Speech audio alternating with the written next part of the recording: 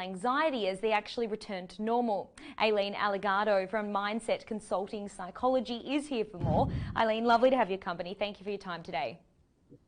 Good to see you, Holly. Lovely to see you again. Now, it's almost like this overwhelming feeling of being around people again after so long in isolation is just so overwhelming. How do people actually deal with those feelings? Well, look, I think it's actually important that we don't feel pressured to do what everyone else is doing and to take it at our own pace and at our own time. With change, it always naturally creates anxiety. So we seek comfort in something familiar. So if it feels like a big change for you to be doing all these social events, try to break them down into smaller, manageable steps.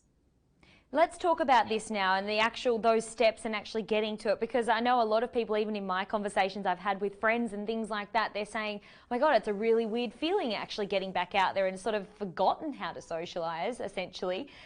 What are those steps that we can put into place to sort of make us feel a little bit more at ease?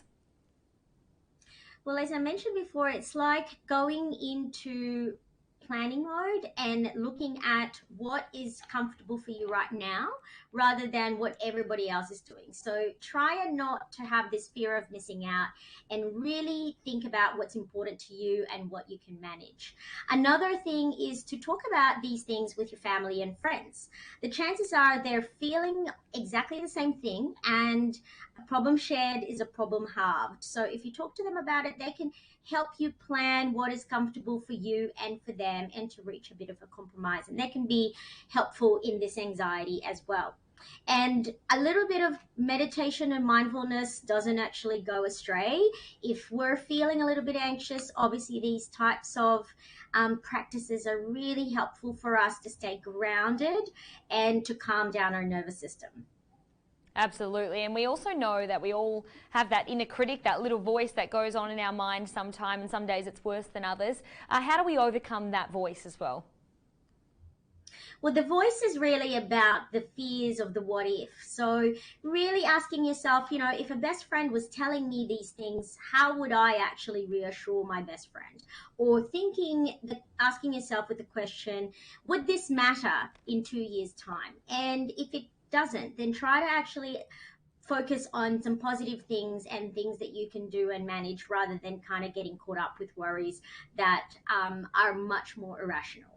Absolutely. And I mean, keeping these routines going as well, that you actually talk about keeping the routines that worked for you during lockdown, keeping them alive.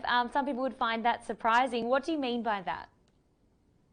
Well, like with anything, most people would have hopefully found a little bit of positive or a silver lining in the lockdown. So that could be getting your diet right, or cooking, or having a hobby, or perhaps even getting your exercise routine. So using this time to really reflect on what were the positive things that worked for us in lockdown and not ditching them just because of reopening, and trying to integrate that and continuing that moving forward. Some great advice there. Thank you so much for your time today on this. Thank you for having me.